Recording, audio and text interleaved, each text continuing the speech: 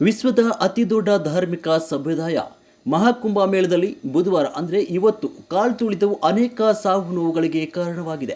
ಅನಾಮಧೇಯವಾಗಿರಲು ನಿರ್ಧರಿಸಿದ ಸ್ಥಳೀಯ ವೈದ್ಯರ ಪ್ರಕಾರ ಕನಿಷ್ಠ 15 ಜನರು ಸಾವನ್ನಪ್ಪಿದ್ದಾರೆ, ಅನೇಕರು ಗಾಯಗೊಂಡಿದ್ದಾರೆ. ಅಧಿಕಾರಿಗಳನ್ನು ಉಲ್ಲೇಖಿಸಿ ಭಾರತೀಯ ಸುದ್ದಿ ಸಂಸ್ಥೆ ಪಿಟಿಐ ಪ್ರಕಾರ ಮೌನಿ ಅಮಾವಾಸ್ಯೆ ಎಂದು ಪವಿತ್ರ ಸ್ನಾನ ಮಾಡಲು ಹೆಚ್ಚಿನ ಸಂಖ್ಯೆಯ ಜನರು ಬಂದಿದ್ದರಿಂದ ಕಾಲ್ತುಳಿತದಂತಹ ಪರಿಸ್ಥಿತಿ ಉಂಟಾಗಿದೆ.